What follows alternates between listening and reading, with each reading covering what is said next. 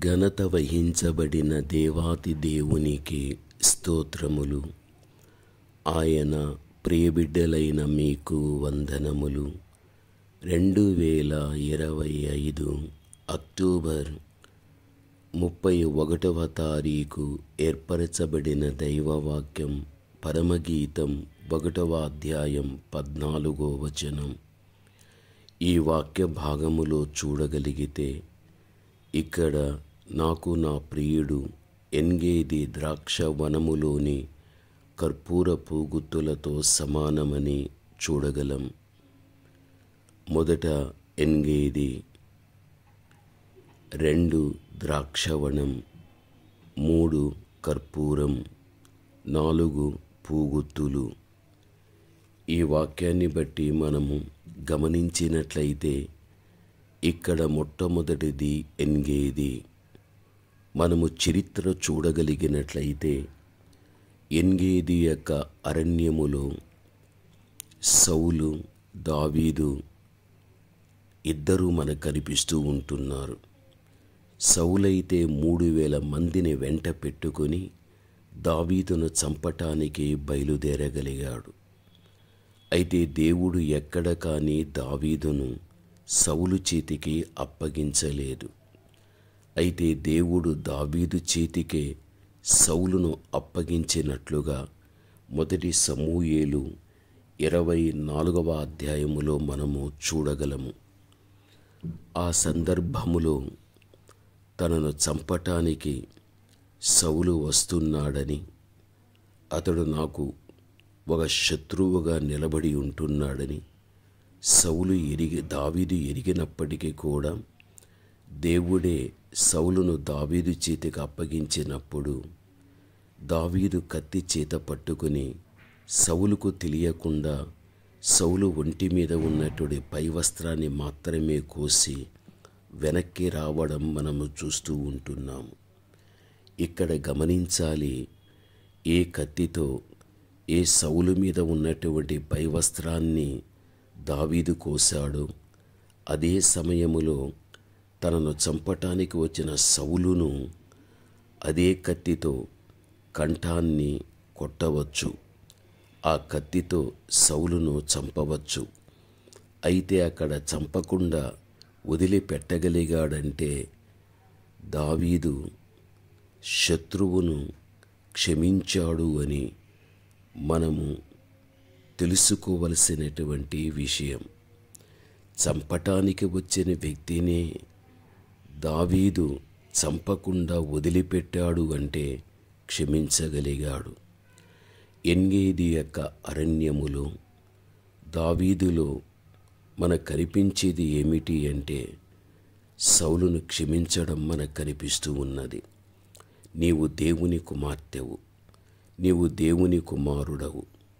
మన జీవితంలో కూడా క్షమించే మనస్సు మనకు ఉండాలి. దేవునికి ఆ మనస్సు ఉంది. ఆ మనస్సు దావీదులో చూస్తున్నాం. దావీదులో ఉన్న మనస్సు ఏదైతే ఉందో ఆ మనస్సు మనకు ఉండాలి. మన ఎడల ఎవరైనా ఏ తప్పైనా చేయనీగాక క్షమించేటువంటి మనస్సు మనము కలిగిన వ్యక్తులుగా ఉండాలి. మనని ఎంతమంది బాధ పెట్టినా, ఎంతమంది మనని ఇబ్బందులకు గురి చేసినా ప్రతీకారాన్ని తీర్చుకోవటానికి ఎప్పుడు కూడా మనం ప్రయత్నించకూడదు. అలాంటి వారిని క్షమిస్తూ ప్రేమిస్తూ దైవ చిత్తాన్ని జరిగించిన వ్యక్తులను కాగలిగినట్లయితే దాని నుండి వచ్చే ఆశీర్వాదం ఎటువంటిదో దేవుడు నీకు ఇవ్వడం అనేది జరగగలుగుతుంది. రెండవదిగా చూడగలిగితే ఎన్గేది యొక్క అరణ్యములో దావీదులో నుండి సౌలు దగ్గర ప్రత్యక్షమైనది రెండోది ఏమిటి అంటే అక్కడ సౌలు దగ్గర దావీదు సాష్టాంగ నమస్కారము చేసినట్లుగా ఆ మొదటి సమూయేలు 24వ అధ్యాయములోనే చూడగలం.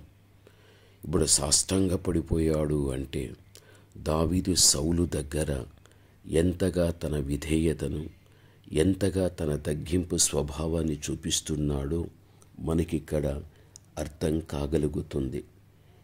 దావీదు సౌలుతో కూడా మాట్లాడుచున్న సందర్భములో ఎలా ఉన్నది అంటే, ఇశ్రాయేలీయుల రాజు ఎవని పట్టుకొన బయలుదేరి వచ్చి ఉన్నాడు, ఏ పాటివాణ్ణి తరుముచున్నాడు, చచ్చిన కుక్కనే కదా, మిన్నల్లిని కదా అని ఎన్గేది యొక్క అరణ్యములో దావీదులో నుండి సౌలు దగ్గర ప్రత్యక్షమైనది సాష్టాంగపడడం. అనగా అక్కడ ఒక తగ్గింపు, అక్కడ ఒక విధేయత మనకు కనిపిస్తున్నది. తానంటున్నాడు, నేను నల్లిని, నేను చచ్చిపోయినటువంటి కుక్క వంటి వ్యక్తిని అని ఎంతగా తన్ను తానుగా తగ్గించుకున్న పరిస్థితి మనకు కనిపిస్తున్నదో మనం అర్థం చేసుకోవాలి. నీవు దేవుని కుమార్తెవు, నీవు దేవుని యొక్క కుమారుడవు. దేవుని యొక్క బిడలగా దావీదులో ఉన్నటువంటి విధేయత ఎంత గొప్పదిగా, దావీదులోని తగ్గింపు ఎంత గొప్పదిగా కనిపిస్తున్నదో ఈరోజు దేవుని కుమారుడుగా, దేవుని కుమార్తెగా మన జీవితంలో కూడా అంత విధేయత కలిగి, అంతగా మనము తగ్గించుకొని జీవించే వ్యక్తులుగా మనం ఉండాలి. మనం అతిశయించేవి మన జీవితంలో ఎన్ని ఉండినా ఒక్కసారి వాటన్నిటినీ ప్రక్కన పెట్టి మనం దావీదు యొక్క మనస్సును మనము కలిగి ఒక విధేయత, ఒక తగ్గింపు స్వభావాన్ని కలిగి జీవించువారుగా ఉండాలి.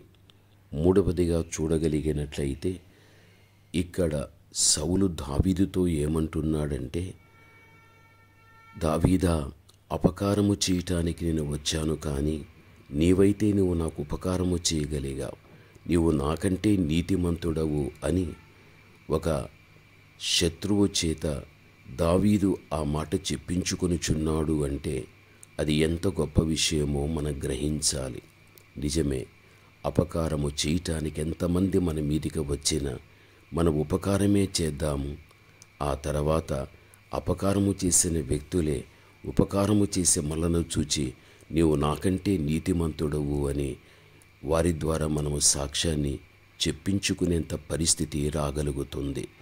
అటువంటి శ్రేష్టమైన జీవితం మనము జీవించాలి.